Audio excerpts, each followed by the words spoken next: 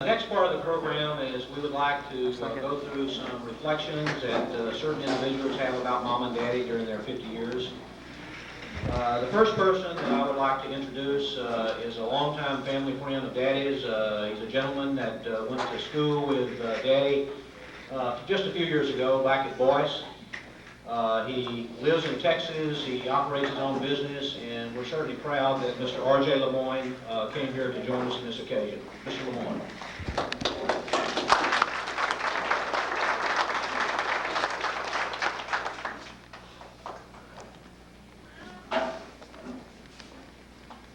Well, I usually get some praise to speak. It's an honor to be here tonight. To be with Carl, his family. But you know, we go way back. Started back, we just kids. I can't even remember when we was kids. We just that young. Spent many nights with him in his home. Many nights he spent in our home. And we just real close. He got called in the I was 2 years younger than he was. I kind of missed it. He volunteered at probably 17 with him. Live too. Is that right? But anyway, I missed that part of it. But when he got back on, the first night he got back, you and I, and the spring went out, I never will forget it.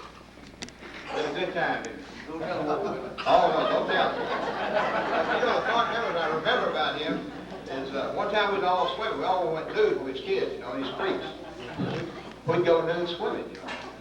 And so he dove off this water, and golly, he come up with all his mud, he was crying and everything. So this guy's telling him, he said, Carl, you got more blood on you, you're hurt. And so we got him all wiped off. And we used to always swim these creeks nude. And then we'd go fishing on these creek banks and have fish fries. And I caught a big fish one time. It was a big, pretty nice fish. Carl got my fish. And I got all upset. And I was telling my brother, I said, Carl got my fish. You know, he said, look how many he's caught though. And he had an old iron rod and reel. Do you remember that old rod and reel? He had no iron. You don't remember that, do you? I was trying to throw that thing, it went out in the water. But I held it onto the string. It was where I hooked it to get my hand, but it didn't. But anyway, the last 50th anniversary we served here in Pineville was his mother and dad. It was probably about 1960 when it was the last time. And it's an honor for me to be here with Carl and his family, because he had a great background to be what he is today. He had a great mother and a great dad. You know, we didn't have much in life. We had love. We had character.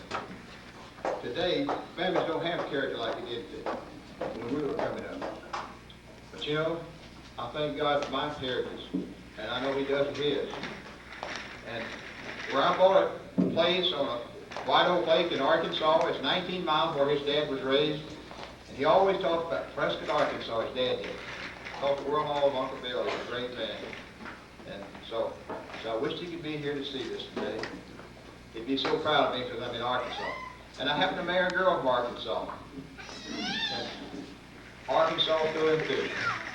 Finest people in the world is right here in Rapides Parish, because that's where I was born, Rapides Parish.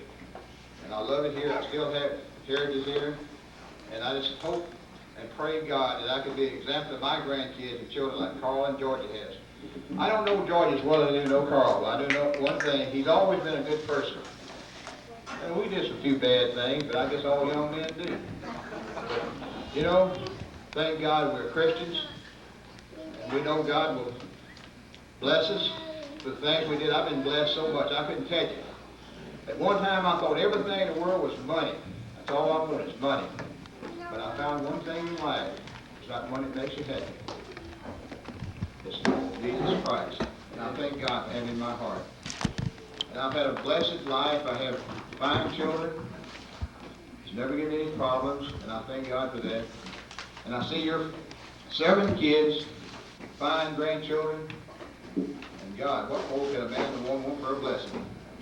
But you know, as we go forward through life, I hope some days my grandkids and my children can say, Daddy did the best he could by raising me.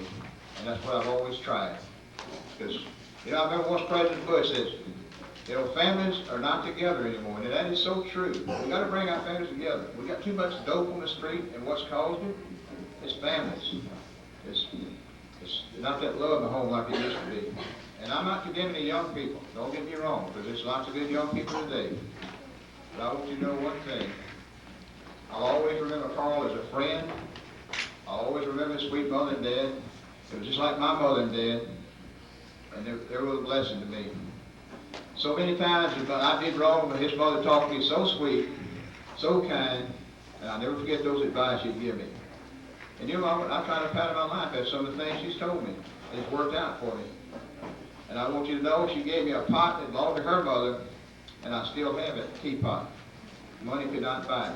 I've been buying you broke enough to sell it, but I wouldn't sell it. So I thank God I could be here tonight, and I hope each one of you will have a safe trip back home. I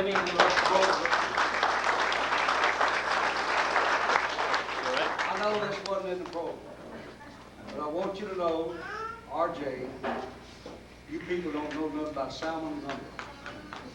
But I've eaten a mini bowl of salmon gumbo in RJ's house. We were so poor back there, I've told my kids that we had to wait till the chickens played to eat. And we had to wait to get the salmon to eat gumbo. I'm glad to have this old boy here. He's just like my own brother. We love him, and we love his family. We're so poor we didn't, you heard about poor being poor as Joe Church, we're so poor we didn't know Joe Payne Church.